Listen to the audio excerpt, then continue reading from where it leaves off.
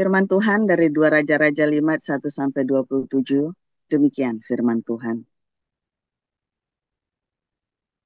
Naaman, panglima Raja Aram, adalah seorang terpandang di hadapan tuannya dan sangat disayangi. Sebab oleh dia, Tuhan telah memberikan kemenangan kepada orang Aram. Tetapi orang itu, seorang pahlawan tentara, sakit kusta. Orang Aram pernah keluar bergerombolan dan membawa tertawan seorang anak perempuan dari negeri Israel. Ia menjadi pelayan pada istri Naaman. Berkatalah gadis itu kepada nyonyanya, sekiranya tuanku menghadap nabi yang di Samaria itu, maka tentulah nabi itu akan menyembuhkan dia dari penyakitnya. Lalu pergilah Naaman memberitahukan kepada tuannya. Katanya, begini-beginilah dikatakan oleh gadis yang dari negeri Israel itu. Maka jawab Raja Aram, baik, pergilah, dan aku akan mengirim surat kepada Raja Israel. Lalu pergilah Naaman dan membawa sebagai persembahan 10 talenta perak dan 6.000 shikal emas dan 10 potong pakaian. Ia menyampaikan surat itu kepada Raja Israel yang berbunyi, sesampainya surat ini kepadamu, maklumlah kiranya bahwa aku menyuruh kepadamu Naaman, pegawaiku, supaya engkau menyembuhkan dia dari penyakit kustanya. Segera sesudah Raja Israel membaca surat itu, dikoyakkannya lah pakaiannya serta berkata, Allahkah aku ini yang dapat mematikan dan menghidupkan, sehingga orang ini mengirim pesan kepadaku, supaya kusembuhkan seorang dari penyakit kustanya? Tetapi sesungguhnya, perhatikanlah dan lihatlah, ia mencari gara-gara terhadap aku. Segera sesudah didengar Elisa, abdi Allah itu, bahwa Raja Israel mengoyakkan pakaiannya, dikirimnyalah pesan kepada Raja, bunyinya, mengapa engkau mengoyakkan pakaianmu? Biarlah ia datang kepadaku, supaya ia tahu bahwa ada seorang nabi di Israel. Kemudian datanglah Naaman dengan kudanya dan keretanya, lalu berhenti di depan pintu rumah Elisa. Elisa menyuruh seorang suruhan kepadanya, mengatakan, pergilah, mandi 7 kali dalam sungai Yordan, maka tubuhmu akan pulih kembali, sehingga engkau menjadi tahir. Tetapi pergilah Naaman dengan gusar sambil berkata, aku sangka bahwa setidak-tidaknya ia datang keluar dan berdiri memanggil nama Tuhan Allahnya, lalu menggerak-gerakkan tangannya di atas tempat penyakit itu, dan dengan demikian menyembuhkan penyakit kustaku.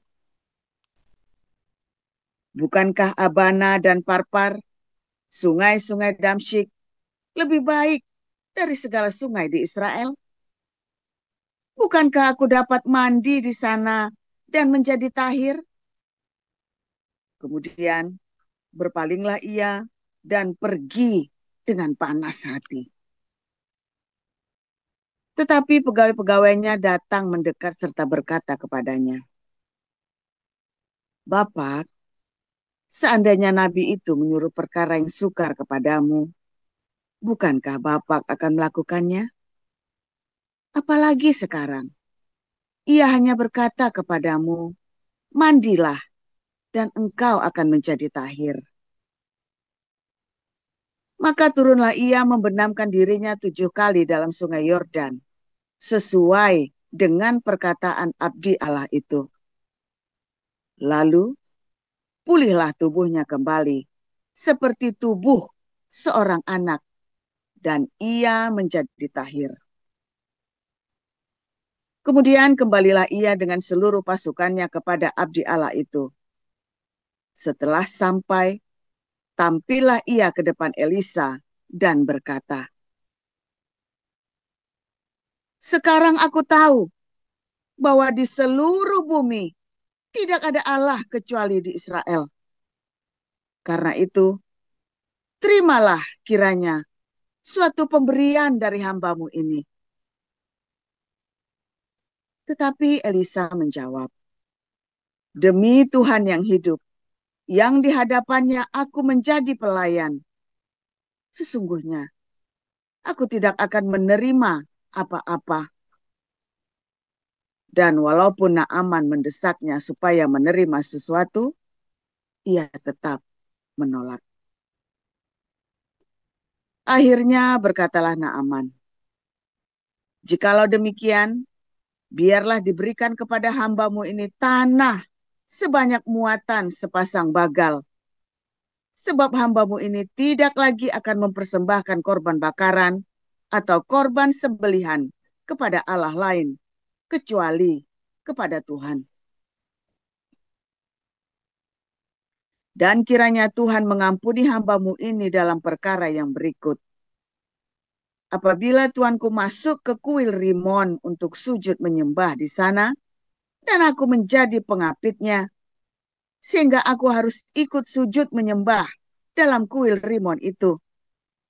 Kiranya Tuhan mengampuni hambamu ini dalam hal itu." Maka berkatalah Elisa kepadanya, "Pergilah dengan selamat." Setelah Naaman berjalan, tidak berapa jauh daripadanya, berpikirlah Gehazi, bujang Elisa, abdi Allah, "Sesungguhnya tuanku terlalu menyegani Naaman orang Aram ini dengan tidak menerima persembahan yang dibawanya.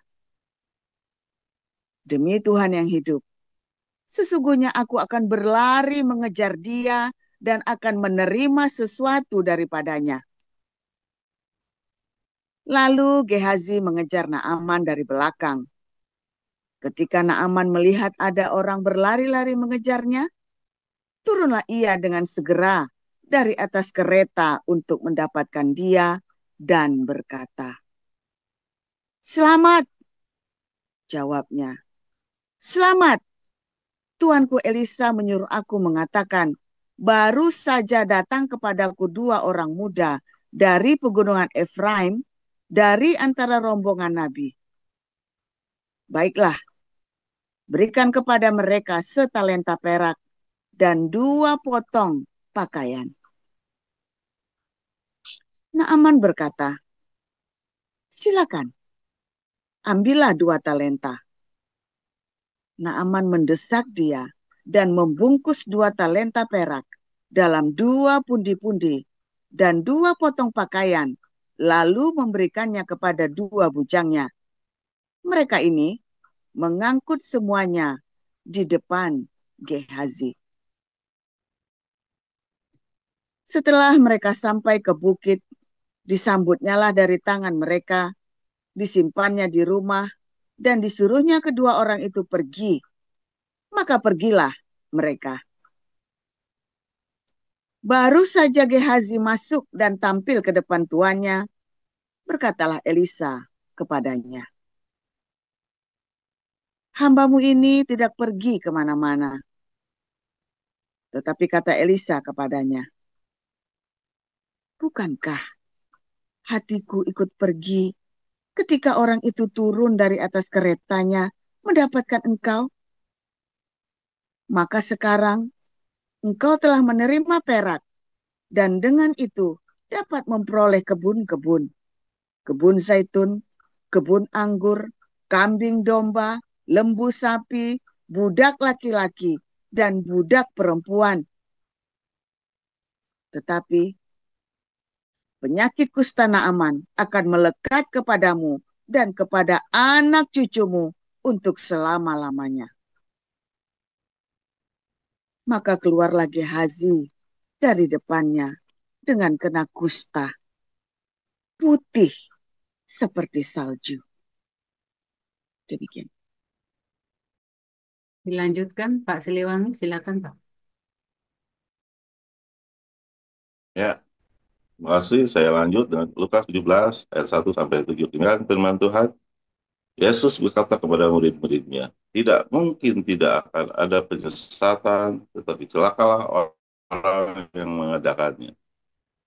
Adalah lebih baik baginya jika sebuah batu kilangan diikatkan pada lehernya, lalu ia dilemparkan ke dalam laut, daripada menyesatkan salah satu dari orang yang lemah ini.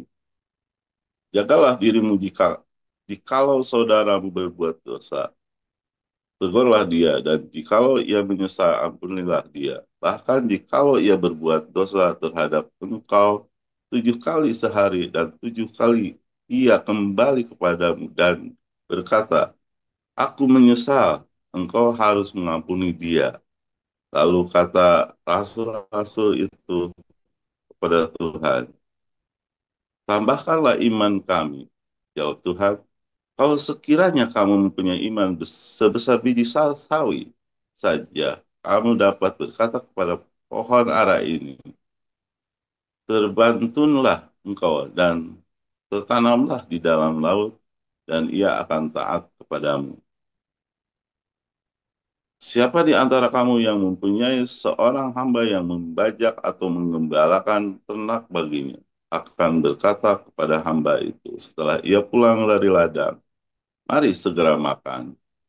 Bukankah sebaliknya ia akan berkata kepada hamba itu, sediakanlah makananku, ikatkanlah pinggangmu, dan layanilah aku sampai selesai aku makan dan minum. Dan sesudah itu engkau boleh makan dan minum. Adakah ia berterima kasih kepada hamba itu, karena hamba itu telah melakukan apa yang ditugaskan kepadanya? Demikian juga kamu, apabila kamu telah melakukan segala sesuatu yang ditugaskan kepadamu, hendaklah kamu berkata, kami adalah hamba-hamba yang tidak berguna. Kami hanya melakukan apa yang kami harus lakukan. Dalam perjalanannya ke Yerusalem, Yesus menyusul perbatasan Samaria dan Galilea. Ketika ia memasuki suatu desa, datanglah 10 orang kusta menemui dia. Mereka tinggal berdiri agak jauh dan berteriak, Yesus, Guru, kasihanilah kami. Lalu ia memandang mereka dan berkata, pergilah, perlihatkanlah dirimu kepada imam-imam. Dan sementara mereka di tengah jalan, mereka menjadilah tahir. Seorang dari mereka ketika melihat bahwa ia telah sembuh, kembali sambil memuliakan Allah dengan suara nyaring. Lalu tersungkur di depan kaki Yesus dan mengucapkan syukur kepadanya. Orang itu adalah seorang Samaria. Lalu Yesus berkata, bukankah ke-10 orang tadi semuanya telah menjadi tahir? Di manakah yang 9 orang itu? Tidak adakah di antara mereka yang kembali untuk memuliakan Allah selain daripada orang asing ini? Lalu ia berkata kepada orang itu, berdirilah dan pergilah, imanmu telah menyelamatkan engkau. Atas pertanyaan orang Farisi, apabila kerajaan Allah akan datang, Yesus menjawab, katanya, kerajaan Allah datang tanpa tanda-tanda lahiriah. Juga orang tidak dapat mengatakan, lihat, ada di sini atau ia ada di sana, sebab sesungguhnya kerajaan Allah ada di antara kamu. Dan ia berkata kepada murid-muridnya, akan datang waktunya kamu ingin melihat suatu daripada hari-hari anak manusia itu, dan kamu tidak akan melihatnya. Dan orang akan berkata kepadamu, lihat, ia ada di sana, lihat, ia ada di sini. Jangan kamu pergi ke situ, jangan kamu ikut. Sebab sama seperti kilat memancar dari ujung langit yang satu ke ujung langit yang lain, Demikian pula lah kelak halnya anak manusia pada hari kedatangannya. Tetapi ia harus menanggung banyak penderitaan dahulu dan ditolak oleh angkatan ini. Dan sama seperti terjadi pada zaman Nuh, demikian pula lah hanyalah kelak pada hari-hari anak manusia. Mereka makan dan minum, mereka kawin dan dikawinkan, sampai kepada hari Nuh masuk ke dalam bahtera. Lalu datanglah air bah dan membinasakan mereka semua. Demikian juga seperti yang terjadi zaman Lot. Mereka makan dan minum, mereka membeli dan menjual, mereka menanam dan membangun. Tetapi pada hari Lot pergi keluar dari Sodom, turunlah hujan api dan hujan belerang dari langit dan membinasakan mereka semua.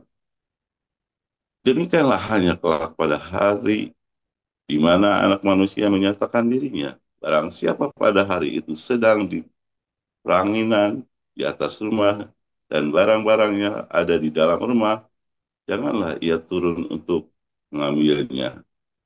Dan demikian juga orang-orang yang sedang di ladang, janganlah ia kembali. Ingatlah akan istri Lot. Barang siapa berusaha memelihara nyawanya, ia akan kehilangan nyawanya. Dan barang siapa kehilangan nyawanya, ia akan menyelamatkannya.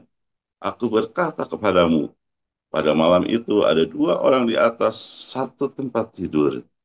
Yang seorang akan dibawa dan yang lainnya akan ditinggalkan.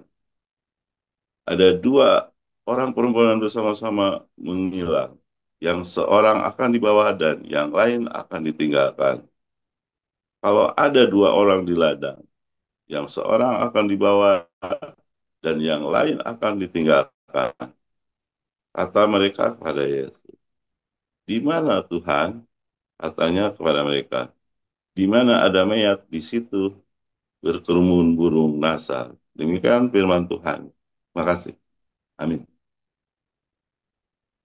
Haleluya, firman Tuhan selalu baru setiap hari. Kosong semuanya.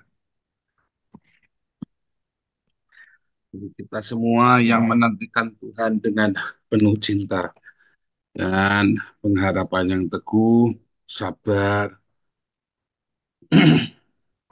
waktu Tuhan yang terbaik. Jangan gemerungsung, ya. Lagi diuber-uber utang, sabar. Lagi nggak punya uang, sabar. Tenang, ya. Dalam ketidakadaanmu adalah kesempatan menunjukkan kesetiaanmu dalam sakitmu, dalam kekuranganmu. Ya, Tuhan selalu membanggakan, ya, dalam kekuranganmu, dalam segala keterbatasanmu. Tapi itulah pemberian yang mulia yang terbesar, bukan dalam kelimpahanmu, saudara ya. Bukan dalam kelimpahanmu, bukan di dalam segala berkat-berkatmu kamu memberi maka Tuhan bangga. Tapi dalam segala kekuranganmu kamu memberi. Apalagi dalam kelimpahan. Apalagi dalam kelimpahan kamu tetap memberi dengan sekuat tenaga, ya, pemikiranmu, materi, tenagamu, ya, untuk bisa menyenangkan hati Tuhan. Saudara, kusta ini adalah penyakit yang mengerikan di zaman dulu, saudara ya. Sampai sekarang juga ngeri ya.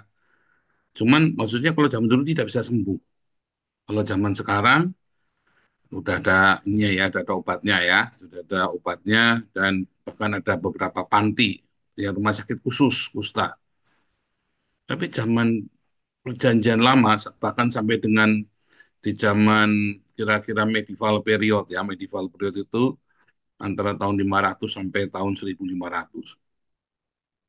Maka kusta ini penyakit yang masih mengerikan, saudara ya.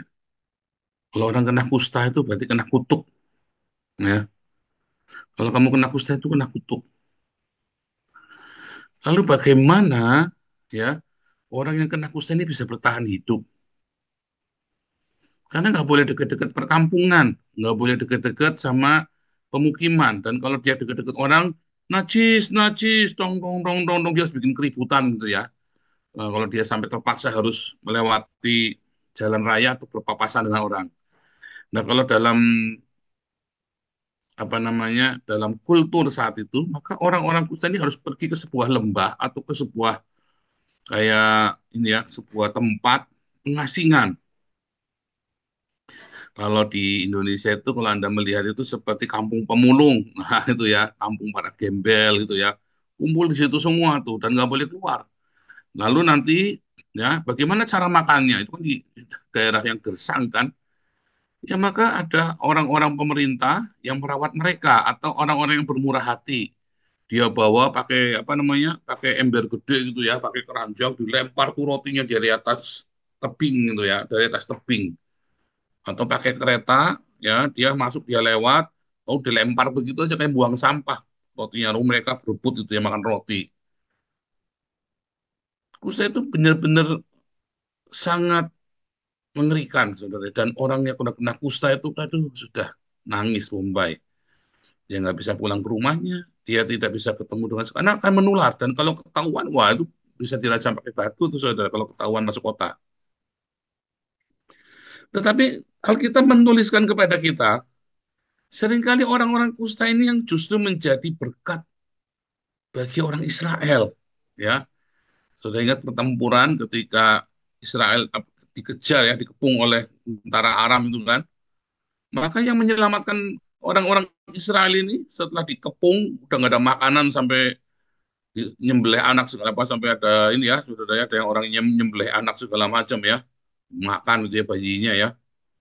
Maka di dalam pengepungan itu yang menyelamatkan mereka itu orang kusta, ya.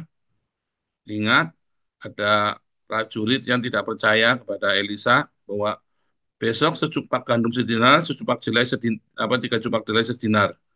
Apa nggak mungkin mahal sekali gitu ya. Oh, nggak mungkin murah sekali besok. Ya, tapi kamu akan lihat, tapi kamu udah ngalamin. Lalu tiba-tiba ada orang kusta melihat perkemahan tentara Aram itu udah kosong. Orang kusta ini yang memberi kabar, memberitakan Injil, kabar baik ya, saudara ya. Loh makanan ini, kalau Anda lagi 3 hari, 7 hari, seminggu, ini sebulan lebih berbulan-bulan mereka udah kelaparan ya, sampai sampai nyembelih bayi segala bayinya mereka sembelih sendiri ya. Terus tiba-tiba ada orang kusta, saudara. Asik ngabari saudara, weh di situ banyak makanan. Orang kusta loh. Anda mau terima apa enggak itu, saudara? Itu kabar baik apa kabar buruk? Orang kusta loh, saudara. Najis loh, najis. Kalau zaman sekarang itu apa tuh? Orang yang, pokoknya kalau Anda pegang itu nular penyakitnya itu ya. Serem kali ya, ada hidungnya udah bolong, matanya udah copot. Ini kan, mukanya udah berubah bentuk kayak monster ya. Tangannya, jadinya udah bertul semua. Bau lagi kan, nggak bisa mandi mereka kan. Terus mereka teriak-teriak, sudah ada makanan. Maka itu adalah apa? Kabar baik kan? Itulah evangelion kan? Seringkali kabar baik yang kita terima itu ya berasal dari orang-orang yang apa tidak menjaji, saudara. Orang menjaji ya apa bahasa Indonesianya apa ya bahasa Indonesianya orang menjaji tidak layak. Nah, tidak layak saudara ya. Itu ya kata tidak layak. Saya sering dihina orang tidak layak ya saudara ya. Kamu ini penjahat, kamu ini begini, tidak layak. Saya ini penjahat kriminal, saudara ya. Saya ini tidak layak. Tetapi kita kumpulkan uang sekuat tenaga ya, buat kasih makan ribuan orang ya, saudara ya. Orang kriminal ini, saudara, yang dipercaya Tuhan, memberikan kabar baik, kasih makan setiap hari ya, saudara ya. Tidak layak. Itu loh ya, saudara ya. Saya lah orang-orang kusta itu, saudara ya. Saya ini orang kusta itu, yang tidak layak. Makanya, saudara ya, seringkali Tuhan tidak pakai ketika kamu lagi kaya, kamu lagi sehat. Tuhan pakai kamu justru lagi sakit, lagi miskin, ketika kamu lagi jatuh. Kalau gitu kita sama-sama jatuh dalam dosa apa ya goblok, saudara. Kalau orang lagi tidak jatuh ya jangan dijatuh-jatuhin. Kalau gitu kita bikin bangkrut aja pak ya, ya jangan goblok, saudara. Siapa yang mau bangkrut? Saya sak sudah goblok-gobloknya saya.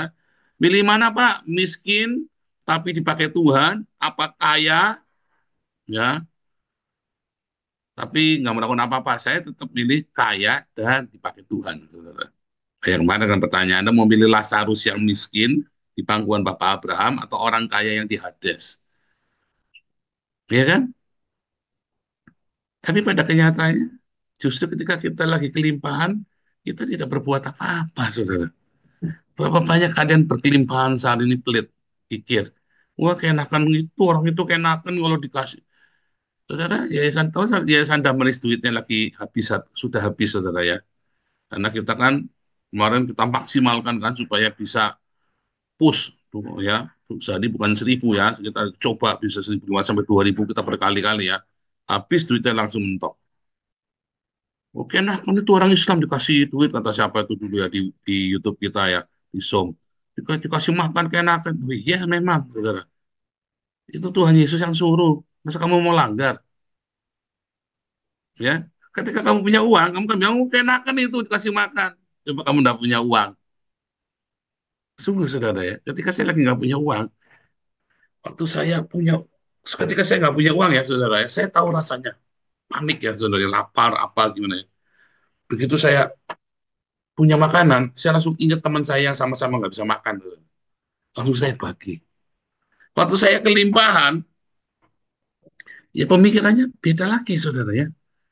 Kecuali kamu sudah, paradigmamu sudah disetting sedekah. Susah sekali berbagi dalam kelimpahanmu, saudara. Sungguh susah. Berbagi dalam kelimpahan itu susah.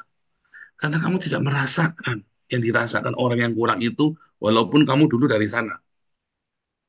Walaupun kamu bekas orang kere loh. Malah biasanya kalau kamu bekas orang kere, terus kamu kaya, terus lupa, saudara. Belaga gila, belaga apa? Belaga nggak pernah tuh. Sudah lupa tuh rasanya miskin. Iya nggak? Sudah lupa tuh rasanya deg-degan besok mau beli beras apa. Tapi ketika kamu lagi nggak punya beras, tiba-tiba tetanggamu ada yang nggak punya beras, sama-sama senasib. Biasanya kamu malah lebih mudah berbagi. Nah itulah gawatnya kita manusia. Bukan cuma orang Kristen, manusia semua dunia. Itu ada di kota-kota besar dan di kota-kota kecil, di mana-mana juga ada. Nggak yang di Belanda, nggak yang di Indonesia, sama saja. Nggak dari zaman dulu, nggak zaman sekarang, sama saja begitu. Ketika kamu sakit, ada orang yang lebih sakit dari kamu, saudara. Aduh, rasanya kamu ikut sedih ya, saudara ya. Tapi begitu kamu sehat, kamu bisa lari-lari maraton, bisa jungkir balik, bisa salto, ada yang orang sakit. Oh, itu kebanyakan dosa itu. Iya, nah, kamu ngomongnya kan begitu, dan barang kebanyakan dosa itu. Bukannya terus ikut berduka. Aduh, tuh begitu ada orang sakit, kamu gak ada yang ngeres ya. Andai kata itu anakku yang sakit. Ya kan? Beda ya rasanya ya. Tapi kalau dalam paradigmamu, hatimu adalah orang yang penuh cinta, maka ketika Anda mendengar saudaramu sakit, Anda ini juga ikut merasakan itu ya. Makanya saya tuh jengkel ya, kalau kita sudah lagi ngumpulin uang buat kedukaan itu ya, lalu ditunda itu loh. Saya jengkel sekali, saudara ya. Orang lagi kedukaan, jangan ditunda. Kalau bisa kita kasih lebih. Makanya saya selalu nanya, kalau selalu ada saya ada uang, begitu saya bisa kasih lebih, saya kasih lebih sebisa mungkin saya bisa ngasih. Ya, kalau dalam kedukaan itu ya, siapa yang mau anaknya mati, siapa yang mau ibunya mati, bapaknya mati, tidak ada. Begitu mati juga itu banyak. Ya, saudara ya, tapi kan kita seringkali lupa, ya kan? Lupa. Jangan ya, saudara, kita harus selalu merasakan. Makanya seringkali Tuhan kasih lama-lama kita miskin, kasih lama-lama sakit. Supaya kita, mumpung kita ada di posisi itu, kita banyak berbagi. Ngumpulin poin di sorga, saudara. Ngumpulin poin di sorga, rasanya aneh ya. Iya, sebab begitu kamu nanti kaya, kamu lupa. Nggak mungkin, baik bohong. Jangan ngomong nggak mungkin, saudara. Hanya satu dari 10 orang. Hanya satu dari 10 orang yang tahu diri. Kan Tuhan Yesus sudah kasih perumpamaan itu, satu dari 10 orang kusta. Satu dari 10 orang kusta yang disembuhkan. Itu yang tahu diri. Itu pun yang satu itu orang Samaria yang dianggap orang yang nggak benar. Rumang sarak benar. Ya kan? Oh, ini kan hakku untuk menikmati. Ya itulah. Rumah secara benar, duh aku ya orang berdosa, aku ya bagi. Saudara, kalau orang nanya sama saya, kamu bangga, kamu kok pamer-pamer merasa lebih hebat. Saya ini penjahat, tanggapannya saudara. Saya ini penjahat. Sampai kapanpun saya akan dicap penjahat. Sampai kapanpun orang begitu ya orek-orek masa lalu saya, oh, itu penjahat. Sampai pas stempel itu akan tetap ada. Ya kan? Oh iya, ini gimana? Ya udah, sama saya penjahat. Rumangsa saya ini penjahat. Ya, rumangsa saya ini penjahat. Saya dulu, kenapa saya bikin jahat? Ya karena kepaksa. Ya udah, saya tak bikin baik sekarang. Apakah supaya stempel penjahat itu hilang? Enggak juga. Karena saya tahu rasanya ketika saya jadi penjahat itu seperti apa. Dan mengapa saya jadi jahat. Makanya saya ingat apa yang bisa kita kumpulkan sekarang, yuk kita kalau bisa kita bagi. Ya, iya kan? Kan begitu, saudara. Tapi banyak orang, ya, rumangsa, dia susah, dia tidak merasa susah. Merasa susah, dia malah mengklaim janji Tuhan untuk kelimpahan tanpa menyadari sebenarnya ketika dia susah pun dia bisa membagi berkat. Sebenarnya tidak susah-susah amat, tapi kan kita klaim janji Tuhan. Nah, ya, kamu klaim janji Tuhan, tapi jangan lupa kamu, apakah orang-orang miskin ini berhak mengklaim berkat yang kamu miliki? Karena Tuhan mengajarkan kita sebetulnya dunia ini lebih dari cukup. Tuhan sudah begitu adilnya kasih dunia ini kepada kita supaya kita belajar berbagi. Jadi jangan biarkan mereka berdoa dan tidak mendapatkan jawaban doanya, sebab jawaban doa mereka itu adalah Anda dan saya. Ya, jawaban doa mereka itu Anda dan saya, saudara. Orang-orang di pinggir jalan yang Islam-Islam yang kita tidak jelas itu orang siapa itu ya. Jawaban doa mereka, Tuhan, tunjukkanlah jalan yang lurus, Sirotol Mustaqim. Anda dan saya lah Sirotol Mustaqim. Oh Yesus, Pak, bukan. Kamu dan saya jangan kejauhan Yesus. Bagaimana kamu menunjukkan Yesus kepada mereka? Kamu aja pelit, kikir. Nggak mau. Ketika kamu kasih makanan, orang kusta ini, kuduk, duk, duk, duk, duk, duk, duk, duk, duk. Jaga buka, ada makanan banyak sekali. Ini orang-orang kusta ngasih tahu ada banyak makanan. Ya kan? Artinya, ketika kamu memberi makan, itu adalah kabar baik, itulah Injil. Tidak ada Injil yang lebih indah daripada kamu sudah sebulan tidak makan, tiba-tiba dikasih tahu makan, woi ada makanan. Enggak. Bahkan Injil yang kamu baca, retorik kamu itu ya, karena begitu besar kasih Allah akan dunia, tinggal diberikan anak yang tunggal. Oh, itu kabar yang indah. Bohong. Kalau kamu punya utang, ya, dan hari jatuh tempo, sudah mau ditaklik mobilmu, lebih indah Yohanes 3 ayat 16, apa lebih indah kamu bisa bayar cicilan mobil, saudara kabar. Cicilan mobilnya mau dibayari, lebih indah mana kabarnya, saudara? Oh, lebih indah Yohanes 3 ayat 16, wah bohong kamu. Lebih indah ada orang bayarin cicilan mobil. Apalagi kamu nggak makan sudah 1 bulan. Lebih indah Yohanes 3:16, apa lebih indah, weh, ini dikirim beras nih, dapat jatah beras 50 kilo dari Damaris. Dapat jatah nih beras dari Embun Pagi. Lebih indah mana kabarnya, saudara? Lebih indah Yohanes 3:16, apa lebih indah nasi bungkusnya Damaris, saudara? Lebih indah nasi bungkusnya Damaris. Jangan bohong, saudara. Saya pernah nggak makan 7 hari, nggak punya duit. Segala Injil yang, segala ayat yang paling indah pun tidak ada seindah ketika saya tiba-tiba dijak, weh, Paul, ngapain lo? Ya, di rumah kamu ngapain lagi? Belajar. Makan yuk. Mana makan?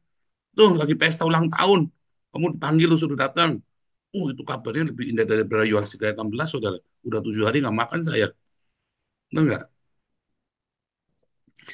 Enggak, benar, saudara. Jangan jangan jangan bilang enggak benar. Itulah kabar baik, itulah Injil yang diberitakan para orang kusta ini. Ya, sebab ketika kamu diberkati dengan melimpah, belum tentu kamu adalah orang satu dari orang kusta yang berterima kasih itu loh. Belum tentu, saudara.